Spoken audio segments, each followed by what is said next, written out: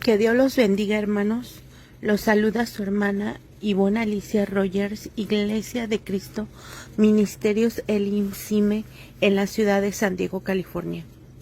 En este devocional voy a hablar acerca del cuerpo físico y místico de Cristo. También les daré algunos versículos bíblicos para que ustedes puedan profundizar más en el tema y el Señor hable a su corazón, a su mente, a su espíritu y a su alma. Como introducción, ustedes saben que hemos hablado en otras ocasiones de las glorias que están sobre los ministros. Y hay 3 niveles de gloria que siempre han estado funcionando, pero ahora lo entendemos más porque podemos leer esto en la cantera de la iglesia, como dice en la versión de cantera de la iglesia de la Biblia que dice en Judas 1:8. Sin embargo, estos visionarios, los mismos contaminan su carne y desprecian la soberanía de Cristo en sus autoridades delegadas, pero también maldicen a los seres gloriosos de los cielos. Tierra es a nivel humano ministerial, hablando de ministros, no de la novia, porque la novia es aparte de los ministros. Por eso Dios le regaló ministros a la novia por medio de Jesucristo. Y esos ministros de las 5 áreas son los dones que dio Cristo a la iglesia después que ascendió a los cielos. Y estos ministros delegados van a invitar a otros ministros que les van a ayudar. En la figura del Antiguo Testamento sería como figura Hegai con Esther, que serían los 5 ministerios en el Espíritu Santo. Pero notemos que Hegai no era un espíritu, era un hombre que estaba como neutro, porque era un eunuco. Entonces ese hombre estaba aunando en sí a los ministros con carne, pero no al Espíritu Santo que está adentro de los ministros. Pero los ministros son la carne de Hegai. Pero aparte de Hegai estaban las 7 doncellas, y estas representan las ayudas ministeriales. Lo que quiere establecer es que hay en la tierra ministerios primarios, de los cuales ganan las ayudas. Y son todos aquellos que no han sido llamados directamente por el Señor, sino los que han llamado indirectamente. Por ejemplo, Pablo llamó a Timoteo, pero a Pablo lo llamó el Señor. Entonces, está llamando a Pablo y a Timoteo, solo que el uno es primario y el otro es derivado, a menos que Timoteo haya llegado a ser apóstol como se supone. Estamos en el primer plano. El primer plano ya está Hegai y las doncellas, y está Esther. Ahí la van a trabajar. Pero luego está el otro plano, que es el plano de los cielos. Entonces en los cielos el Espíritu Santo llama a los espíritus creados de Dios. Y entonces las operaciones que se hacen sobre los hombres son a base de los 7 espíritus de Dios. Pero son 7 espíritus creados, porque hasta arriba en el cielo están los espíritus increados, que son Padre, Hijo y Espíritu Santo. Estos espíritus increados tienen copia vivas de cada uno para hacer las 3 eras en la tierra. Eso quiere decir que hay glorias aquí de Dios humanas y serían sus príncipes, glorias de Dios en los cielos, serían los llamados del Espíritu, y las glorias en la cumbre, que estarían supereditadas a todas, por ejemplo, al Hijo, que es en el periodo del Hijo. Por eso el Padre, la esencia, dio dones a sus Elohim, les dio a que operaran por espíritus sobre los hombres llamados por el Espíritu. Ahora estos hombres llamados por el Espíritu son los ministros responsables de toda la tarea. Entonces el Padre tenía su área de espíritus creados y les dio al Hijo en la segunda etapa, hablando de los ministros. Esto lo podemos leer en Juan 17:9. Yo ruego por ellos, no ruego por el mundo, sino por los que tú me diste, porque son tuyos. Entonces, esta es la predestinación, que es dar con determinada función espíritus que van a tomar posiciones distintas según a dónde van. para efectuar una tarea indeclinable o irrefutable e indetenible. Por eso Pablo dice en Efesios 1:11, en él digo que quien asimismo tuvimos suerte, habiendo sido predestinados conforme al propósito del que hace todas las cosas según el consejo de su voluntad. Pero a la iglesia le dice que va a tener herencia común. Esto lo leemos en Efesios 1:18. Alumbrando los ojos de vuestro entendimiento para que sepáis cuál es la esperanza de su vocación y cuáles son las riquezas de la gloria de su herencia en los santos. Pero no dice que la iglesia fue predestinada, porque a la iglesia, la novia, le tiene que venir a preguntar si se quiere casar o no. Entonces, si le viene a preguntar a la novia si se va a casar o no, es porque es opcional. Si no, no hubiese para qué predicar el evangelio, que se haga novia, porque si ya está determinado sería andar nada más toreando a ver a si le pega alguno, pero no es así, sino que está trabajando como predestinado a los preordenados. Ahora, los preordenados van a definirse en una esfera intermedia, no se van a definir totalmente aquí.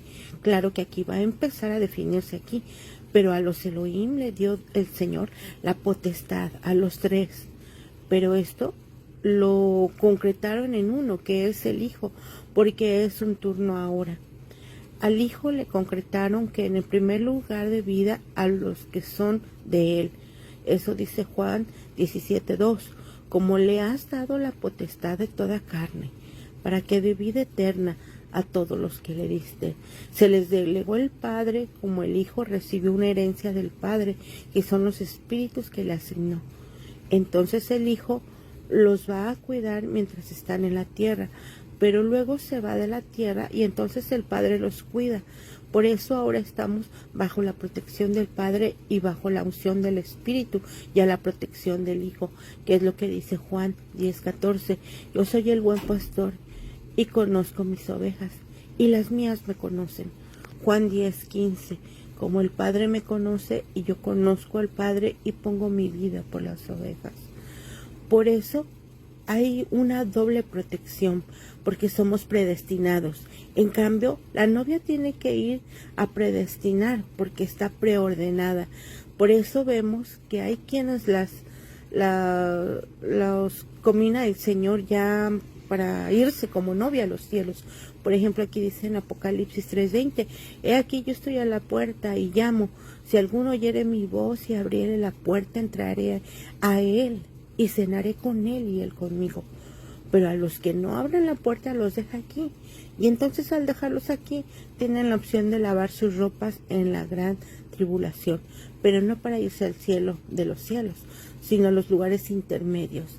Ahora cobran una nueva dimensión, están en lugares celestiales, tierras, y de estas y no de aquellos de arriba, que es con Cristo. Dice en Juan 14:2, en la casa de mi Padre muchas moradas hay, de otra manera os ya se los hubiera dicho, voy pues a preparar lugar para vosotros.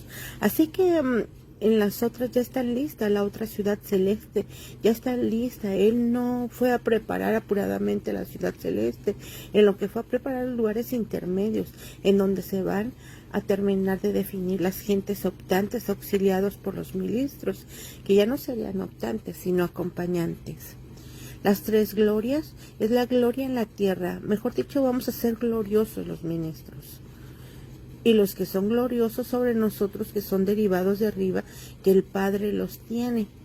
Entonces, probablemente estos intermedios son los auxiliares de tipo angélico o espíritus hechos ya perfectos, pero los demás de arriba ya son los Elohim, o sea, la divinidad, son los 7 espíritus de Dios.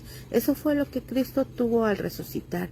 No lo tenía cuando vino, sino fue por la unción permitida manejar los 7 espíritus de Dios, pero no los manejaba él, sino que no los manejaba la unción. Por eso la necesitó ser ungido con el Espíritu Santo. Por ejemplo, va a haber esas 3 glorias, las vamos a ver en las 3 líneas que el Señor me dio a conocer y que va a funcionar en su totalidad en el tiempo de la regeneración y la revelación que yo tengo. Ahora, ¿Y cómo puedo respaldar la escritura? Es que va a ser gloria terrena. En Isaías fue la gloria que iba a revelar al Hijo. Sabemos que Isaías es el profeta del Hijo, bajo comunicación por su supuesto del Espíritu Santo, pero auxiliado por el ángel de Jesús. Este ángel es un sustituto de Luzbel, que fue el asignado a revelar al Hijo. Ahora a Luzbel le mandaron 2 mujeres a votar, lo que eran 2 espíritus de Lilith, que se llama la maldad y la iniquidad. Y con 2 mujeres lo mataron. El querubín cubridor de alas anchas, así le llama la Biblia, no pudo defender,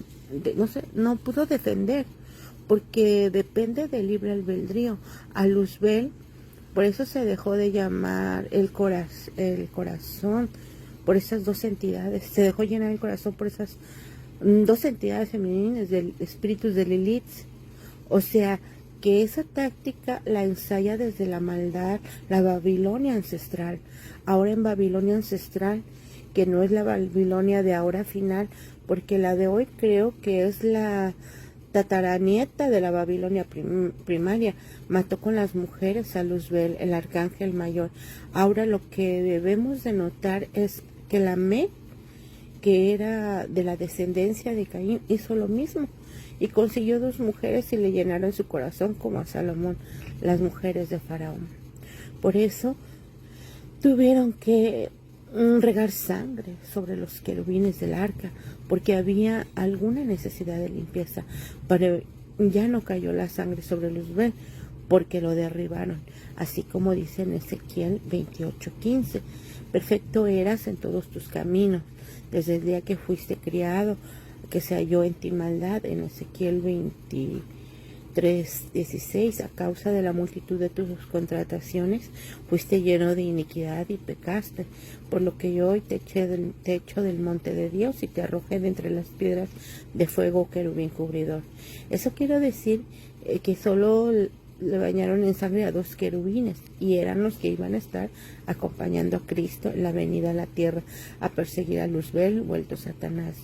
Entonces ahí el ángel de Jesús, esa es la gloria de los cielos, y la gloria de más arriba para proyectarse sobre Isaías es la gloria divina de Elohim, Hijo, que le llama la Biblia Dios unigénito, y dice en Juan 1:9, Él era la luz y vino a este mundo.